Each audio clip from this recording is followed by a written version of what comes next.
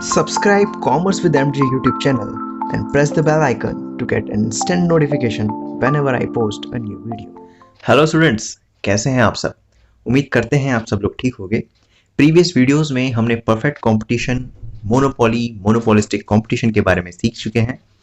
इस वीडियो में हम ओलिगोपोली मार्केट सिचुएशन के बारे में जानेंगे। देखिए, ओलिगोपोली मार्केट सिचुएशन क्या होती है। ओलिगो और पॉली दो वर्ड से मिलकर बना है ओलिगोपोली।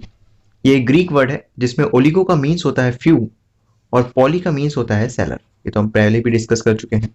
तो ऐसी मार्केट सिचुएशन जहां पर फ्यू सेलर्स आपको देखने को मिलते हैं, तो उस मार्केट सिचुएशन को मैं बोलूंगा ओलिगोपोली मार्केट सिचुएशन। ओके, यहां पर किस टाइप के प्रोडक्ट्स दिखते हैं? यहां पर होमोजीनियस प्लस डिफरेंशिएटेड, ठीक है, या तो होमोजीनियस या प्लस की जगह मैं और का साइन लगा सकता हूं यहां पर, और डिफरेंशिएटेड प्रोडक्ट्स यहां पर देखने को मिलेंगे। तो ऐसी मार्केट सिचुएशन जहां पर क्या है, फ्यू सेलर्स हैं और वो कैसे प्रोडक्ट बेचेंगे, या तो होमोजीनियस या फिर डिफरेंशिएटेड प्रोडक्ट्स। ओके, तो आइए डेफिनेशन देखते हैं। Oligopoly refers to the market situation in which there are few firms selling homogeneous और डिफरेंशिएटेड प्रोडक्ट। हम डिस्कस कर चुके हैं कि होमोजीनियस प्रोडक्ट क्या होते हैं, ऐसे प्रोडक्ट जो कि आइडेंटिकल हैं, सेम दिखते हैं। और डिफरेंशिएटेड प्रोडक्ट क्या है? डिफरेंशिएटेड प्रोडक्ट होते हैं, काम तो सेम ही होता है लेकिन हम इनको डिफरेंस कर सकते हैं, वो डिफरेंशिएटेड प्रोडक्ट है। तो आइए इसके एग्जांपल्स देखते हैं, इनमें कौन कौन से फर्म्स आते हैं। जैसे ऑटोमोबाइल इंडस्ट्री इसके अंदर आती है, सीमेंट की इंडस्ट्री ओलिगोपोली मार्केट में आती है, स्टील की इंडस्ट्री हो गई, एल्यूमिनियम की इंडस्ट्री हो गई, तो ये सारी ओलिगोपोली मार्केट स्ट्रक्चर के अंदर आती है। ओलिगोपोली के साथ साथ मैं आपको एक और टर्म के बारे में बताता हूँ। एक टर्म है जिसका नाम है ड्यूओपोली। देखिए, ड्यूओपोली क्या होता है? ऐसी मार्केट सिचुएशन जहां पर खाली दो ही सेलर देखने को मिलेंगे, ठीक है, जहां पर खाली दो सेलर देखने को मिलेंगे, तो ऐसी मार्केट सिचुएशन को हम ड्यूओपोली कहते हैं। ओलिगोपोली में तो आपको फ्यू सेलर्स देखने को मिल रहे हैं, लेकिन ड्यूओपोली में खाली आपको दो सेलर्स देखने को मिलेंगे। जैसे आपने एक इससे पहले सीखा था मोनोपोली के बारे में, तो मोनोपोली में आपको खाली एक सेलर देखने को मिल रहा था, तो ड्यूओपोली में दो सेलर देखने को मिलेंगे और ओलिगोपोली में आपको फ्यू सेलर्स देखने को मिलेंगे। तो यहाँ पर कोई नंबर कंफाइंड नहीं है, बस मोर देन 2 होना चाहिए, तो वो क्या हो जाएंगे? ओलिगोपोली हो जाएगी। ओके, आइए देखते हैं टाइप्स ऑफ ओलिगोपोली। ओलिगोपोली के क्या क्या टाइप्स होते हैं। फर्स्ट इज प्योर और परफेक्ट ओलिगोपोली। देखिए, प्योर और परफेक्ट ओलिगोपोली क्या होती है? If the firms produce homogeneous product, अगर कोई भी फर्म होमोजीनस प्रोडक्ट प्रोड्यूस करती है, होमोजीनस का मतलब क्या है? आइडेंटिकल, ठीक है, अगर कोई भी फर्म आइडेंटिकल प्रोडक्ट्स प्रोड्यूस कर रही है, तो ऐसी फर्म को मैं बोलूंगा प्योर ओलिगोपोली वाली। Okay, like cement, steel, aluminium, chemical. देखिए, सीमेंट आप किसी भी फर्म का ले लीजिए, सेम ही मिलेगा आपको सीमेंट, ठीक है, स्टील भी आपको सेम ही मिलेगा, कोई डिफरेंस नहीं देखने को मिलेगा, एल्यूमिनियम। तो ऐसे प्रोडक्ट क्या है जो सेम है, आइडेंटिकल है, और क्योंकि वो फ्यू फर्म्स हैं जो इन्हें बना रही हैं, ठीक है, तो ये परफेक्ट ओलिगोपोली में आएगा। वैसे इम्परफेक्ट ओलिगोपोली क्या होता है? If a firm produce differentiated products, अगर वो फ्यू फर्म्स डिफरेंशिएटेड प्रोडक्ट्स बनाने लग गई, लाइक कार्स। देखिए, कार्स कौन कौन सी कार होती है? चाहे आप हुंडई की ले लिए, चाहे आप मारुति सुजुकी की ले लिए, चाहे आप ऑडी की ले लिए, या फिर आप मर्सिडीज। तो यहां पर क्या है? प्रोडक्ट डिफरेंशिएटेड, ठीक है। तो कार्स तो है, सारी कार्स हैं, लेकिन यहां पर मैं डिफरेंस कर सकता हूं कि ये मर्सिडीज की है, ये ऑडी की है, ये होंडाई की है, या फिर ये मारुति सुजुकी की है। तो जहां पर मैं डिफरेंशिएट कर सकता हूं, मतलब जो ऐसे फर्म्स जो डिफरेंशिएटेड प्रोडक्ट बनाते हैं, फ्यू फर्म्स, उनको हम बोलते हैं इम्परफेक्ट ओलिगोपोली या फिर डिफरेंशिएटेड ओलिगोपोली। ओके, होमोजीनियस बनाने वालों को प्योर और परफेक्ट कहा जाता है। वैसे ही if the firm cooperate with each other in determining the price, अगर ये फ्यू फर्म्स आपस में कॉपरेट करके अपने प्राइस को डिटरमाइन करें, तो ऐसी ओलिगोपोली को हम कॉल्यूसिव ओलिगोपोली कहते हैं। लेकिन if firms in an oligopoly market compete with each other, आपस में ही कंपीट करने लग जाए, कंपटीशन लगाने लग जाए, तो ऐसी ओलिगोपोली को हम नॉन कॉल्यूसिव ओलिगोपोली कहते हैं। तो ये कुछ ओलिगोपोली के टाइप्स थे। ओके, आई होप आपको ये क्लियर हो गए होंगे। आइए स्टूडेंट्स, अब देखते हैं features of oligopoly. Oligopoly market के क्या क्या फीचर्स होते हैं। फर्स्ट फीचर है कि फ्यू फर्म्स, यहां पर अभी हमने डिस्कस किया कि ओलिगोपोली मार्केट में फ्यू फर्म्स ही देखने को मिलती हैं, तो under oligopoly there are few firms. Okay, तो यहां पर क्या है? फ्यू फर्म्स है। Each firms produce a significant proportion of the total output, तो मार्केट में जितना भी आउटपुट आ रहा है, तो हर फर्म का कुछ ना कुछ पोर्शन होगा, ठीक है। तो these exist the severe competition, तो इससे क्या हो जाता है? एक सॉरी, यहां पर दीज नहीं आएगा, यहां पर देयर आएगा। इसके कारण क्या है? यहां पर एक सीवियर कंपटीशन अराइज हो जाता है and try to manipulate both price and volume of production to outsmart each other. अब देखिए यहाँ पर फ्यू फर्म्स हैं जिन, और सारी फर्म्स का जो भी फ्यू फर्म्स हैं उन सबका कुछ ना कुछ शेयर है मार्केट में। तो अपने आप को बेहतर दिखाने के लिए वो प्राइस और वॉल्यूम में मैनिपुलेट करते रहते हैं ताकि एक दूसरे से वो बेहतर बने रहें। ओके, दूसरा इसका फीचर है यहाँ पर इंटरडिपेंडेंस। इंटरडिपेंडेंस मतलब आपस में एक दूसरे पर डिपेंड होना। तो firms under oligopoly are interdependent. तो इंटरडिपेंडेंस का मतलब क्या है? Action of one firm affect the action of other firm. जैसा यहाँ पर दूसरी फर्म करती है उसी का जैसा पहली फर्म करने की कोशिश करती है। जैसे मैंने अभी डिस्कस किया कि ऑटोमोबाइल इंडस्ट्री ओलिगोपोली के अंदर आती है। सपोज मैं एक होंडाई की कार लेता हूँ और एक मारुति सुजुकी की कार लेता हूँ, तो होंडाई की कार अगर अपने कार में कोई भी चेंज लाएगी तो उसको देखते हुए मारुति सुजुकी भी अपनी कार में कुछ ना कुछ चेंज लाएगी। ओके, तो यहाँ पर आपस में इंटरडिपेंडेंस देखने को मिलता है। वैसे ही यहाँ पर और क्या फीचर्स है? दूसरा थर्ड फीचर है यहाँ पर नॉन प्राइस कंपटीशन। यहाँ पर आपको नॉन प्राइस कंपटीशन देखने को मिलता है। देखिए under oligopoly firms are in a position to influence the price. देखिए फर्म्स इस पोजीशन में है यहाँ पर कि वो प्राइस को इफेक्ट कर सकते हैं। क्यों? क्योंकि हर फर्म्स का कुछ ना कुछ शेयर है मार्केट में। However they try to avoid the price competition for the fear of price. लेकिन वो ऐसा नहीं करते क्योंकि यहाँ पर प्राइस फियर रहता है। प्राइस फियर का मतलब क्या है? देखिए यहाँ पर क्या है, अभी मैंने बोला यहाँ पर फर्म्स आपस में इंटरडिपेंडेंस है। मैंने दो केस लिया, एक यहाँ पर या तो आप हुंडई की कार ले लीजिए या फिर आप मारुति सुजुकी की कार ले लीजिए।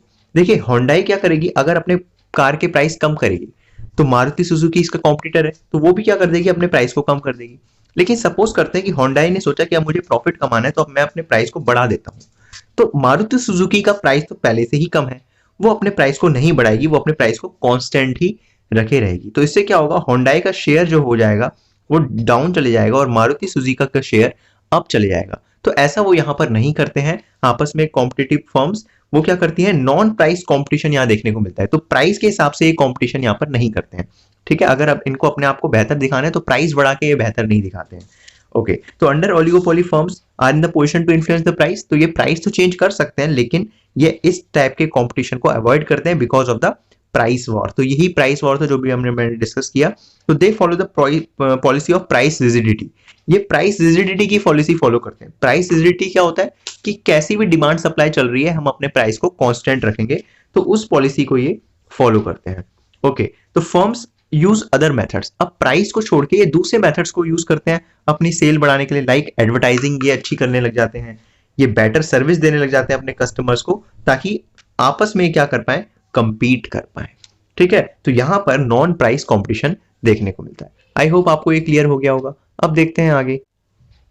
देखिए फोर्थ फीचर जो है ओलिगोपोली का वो है barriers to entry of firm. यहां पर क्योंकि फ्यू फर्म्स होती हैं, तो फ्यू फर्म्स होती हैं इसलिए कोई नई फर्म यहां पर एंटर इजीली नहीं कर पाती। बहुत सारे बैरियर्स होते हैं। तो बैरियर्स क्या क्या हो सकते हैं? पेटेंट का बैरियर हो सकता है, या फिर लार्ज कैपिटल की रिक्वायरमेंट का बैरियर हो सकता है, या फिर control over crucial raw material का बैरियर हो सकता है। तो ये कुछ बैरियर्स हैं जिसके कारण न्यू फर्म्स यहां पर एंटर नहीं कर पाती है। तो ये फोर्थ फीचर था। फिफ्थ फीचर क्या है? Role of selling cost. अब क्या कहता है ये? Due to the severe competition and interdependence of the firms various sales promotion techniques are used to promote the sale of product. अभी हमने देखा यहाँ पर क्या चलता है, सीवियर कंपटीशन चलता है, जो जैसा करेगा हम भी वैसा करेंगे और आपस में इंटरडिपेंडेंट है क्योंकि। ओके, तो यहाँ पर अपने आप को बेहतर बनाने के लिए वो सेल्स प्रमोशन टेक्निक बहुत ज्यादा करती है अपनी सेल्स को प्रमोट करने के लिए। तो एडवर्टाइजमेंट यहाँ पर फुल स्विंग में होता है, बिल्कुल फुल स्विंग में, मतलब धड़ाके से एडवर्टाइज करते जाती हैं।